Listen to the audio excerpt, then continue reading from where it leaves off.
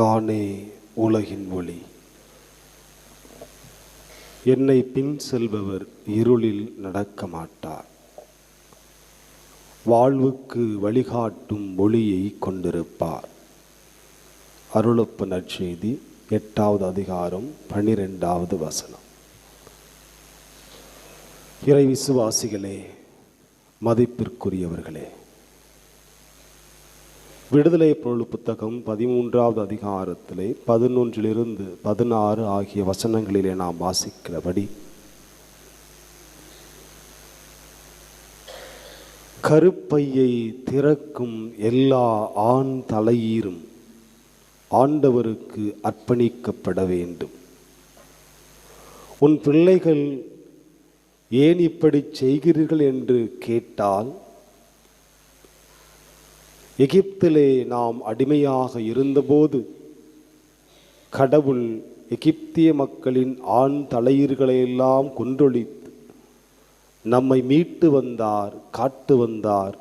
கடவுளின் வல்லமையை, கைவன்மையை நினைவு கூறுவதற்காக நாங்கள் இப்படி செய்கிறோம் என்று உங்களுடைய பிள்ளைகளுக்கு சொல்லுங்கள் என்று நாம் ஆசிக்கிறபடி,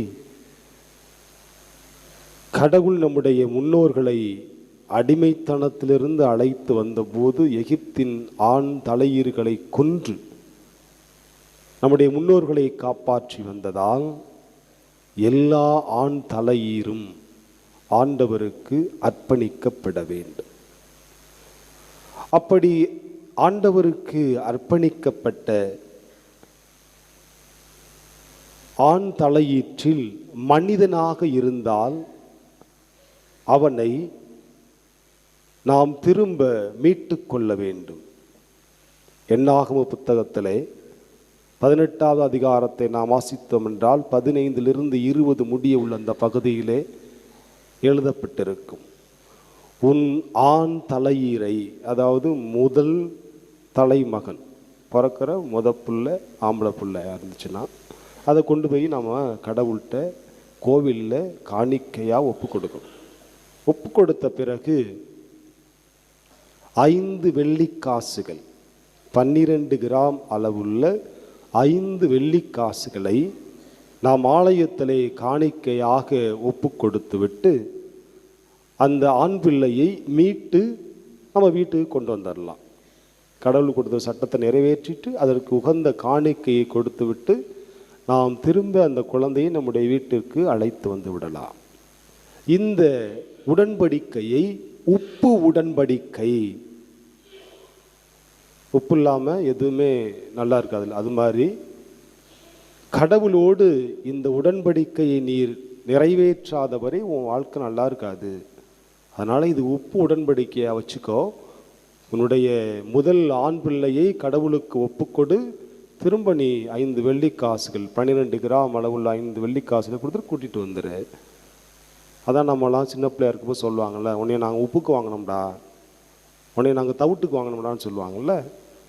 அதெல்லாம் வேதத்தில் இருக்கிறது. நம்முடைய முன்னோர்கள் கடைபிடித்த அந்த பகுதி சட்டமாகவே இருக்கிறது.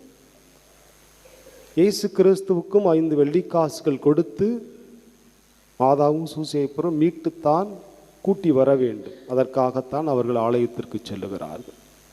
லேவியராகமும் 12வது அதிகாரத்தில் நாம் வாசிக்கிறபடி, ஒரு பெண் ஆண் பிள்ளையை பெற்றெடுத்தால் 7 நாட்கள் முடிந்து அந்த ஆண் பிள்ளையை ஆலயத்திற்கு கொண்டு சென்று விருத்த சேதனம் செய்து அதன் பிறகு தன்னுடைய வீட்டிற்கு அழைத்து வர வேண்டும். ஆனால் பெண், அந்த தாய் தூய திருத்தலத்திற்கு நுழையக்கூடாது. 40 நாட்கள் அவள் தீட்டாக இருப்பாள். ஒருவேளை அவர் பெண் குழந்தையை பெற்றெடுத்தால் 80 நாட்கள் அவர் தீட்டாக இருப்பார். அவருடைய தீட்டை அகற்றுவதற்காக அவர் 1 வயது நிரம்பிய ஒரு செம்மறி ஆட்டுக்குட்டியையும் 1 புறா குஞ்சையும் கொண்டு வந்து கோவிலில் காணிக்கையாக கொடுக்க வேண்டும்.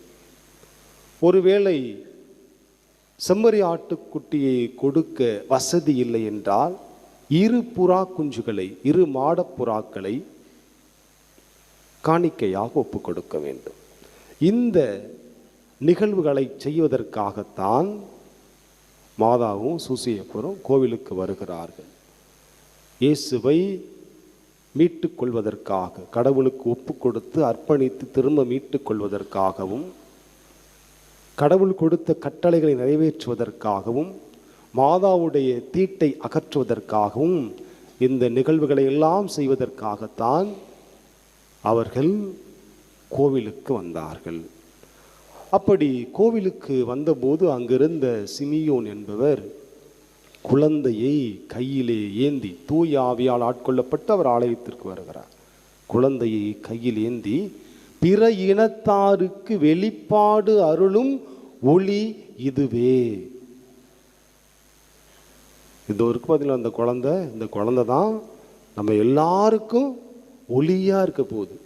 நம்முடைய வாழ்க்கையெல்லாம் ஒளிமயமாக மாற்றப் போகின்ற குழந்தை இதுதான் என்று சொல்லி குழந்தையை உயர்த்தி பிடித்து அவர் பெருமையாக பேசுகிறார். அது இஸ்ரேலுக்கு மிகப்பெரிய பெருமை என்றும் சொல்லுகிறார். பிற இனத்தாருக்கு என்று அவர் குறிப்பிடுகிற போது, யூதர்களுக்கு மட்டும் இந்த குழந்தை ஒளிமயமான வாழ்க்கையை கொடுக்காது, எல்லாருக்கும். இந்த குழந்தை எல்லாருக்கும் சொந்தமான குழந்தை. இந்த குழந்தை வழியாக எல்லா மனிதரும் மீட்படைவார்கள். ஏசாயா புத்தகத்திலே 49வது அதிகாரத்திலே 6வது வசனத்திலே நாம் வாசிக்கிறோம். உலகம் முழுவதும் மீட்பு அடையுமாறு நான் உன்னை புற இனத்தாருக்கு ஒளியாக ஏற்படுத்துவேன் என்ற வாக்கை உறுதி செய்வதற்காக சிமியோன் இயேசுவை கையிலேந்தி, இவரே ஒளி, இவரால் தான் நம்முடைய வாழ்வெல்லாம் ஒளிமயமாக மாறப்போகிறது என்று சொல்லி பெருமையாக பேசுகிறார். திருப்பாடல் 18 28வது வசனத்திலே நாம் வாசிக்கிறோம். தாவீது அரசர் இப்படி பாடுகிறார்: ஆண்டவரே, என் விளக்குக்கு நீர் ஒளி ஏற்றுகிறீர், என் இருளை ஒளிமயமாக்குகிறீர். திருப்பாடல் 27 முதல் வசனத்திலே நாம் வாசிக்கிறோம்: ஆண்டவரே என் ஒளி, அவரே என் மீட்பு, யாருக்கு நான் அஞ்ச வேண்டும்.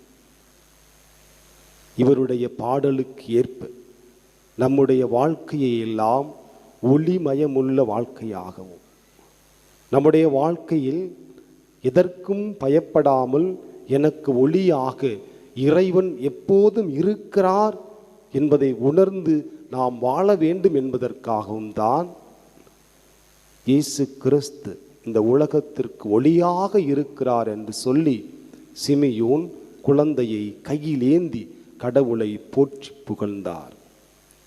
இறை விசுவாசிகளே, மதிப்பிற்குரியவர்களே, இந்த ஆலயத்தில் அமர்ந்திருக்கிற நீங்களும், சமூக ஊடகங்கள் வழியாக பங்கேற்கும் பக்தர்களும், என்னுடைய வாழ்விலே ஒளிமயமான நிகழ்வுகள் நடைபெறாதா? என்னுடைய துன்பங்கள் அகன்று போகாதா? நான் ஏக்கத்தோடு கேட்பதை கடவுள் கொடுத்து என்னை ஆசீர்வதிக்க மாட்டாரா என்று சொல்லி பல வேளைகளை நாம் ஜெபித்திருப்போம், என்றும் ஜெபித்து கொண்டிருப்போம். எசாயா புத்தகத்திலே 60வது அதிகாரத்திலே 20வது வசனத்திலே கடவுள் இப்படி வாக்கு கொடுக்கிறார்: ஆண்டவரே என்றுமுள்ள ஒளியாக இருப்பார், உன் கண்ணீரின் நாட்களெல்லாம் ஒளிந்து போகும் என்று கடவுள் வாக்கு கொடுத்திருக்கிறார். பிரியமானவர்களே, இறை விசுவாசிகளே, மதிப்பிற்குரியவர்களே, இந்த திருத்தலத்திலிருந்து ஆண்டவர் உங்களுக்கு இந்த நாளிலே அதே வாக்கை கொடுக்கிறார். என் அன்பு மகளே, என் அன்பு மகனே, இனி உன் வாழ்வு ஒளிமிகுந்த வாழ்வாக இருக்கும். உன்னுடைய கண்ணீரின் நாட்களெல்லாம் உன்னை விட்டு அகன்று போகும். நீ வளமை அடைவாய் என்ற அற்புதமான வாக்கை, சத்தியத்தை கடவுள் உங்களுக்கு கொடுக்கிறார். உங்கள் கண்ணீரின் நாட்கள் ஒளிந்து போகும். ஒளிமயமான வாழ்க்கை கடவுள் உங்களுக்கு தருவார். கண்களை மூடி நான் சொல்லுகின்ற ஜெபத்தை மறுபடியும் சொல்லுங்கள். இயேசுவே, உலகின் ஒளியே, என் கண்ணீரை துடைத்தருளும். என் வாழ்வில் ஒளிமயமாக மாற்றியருளும்.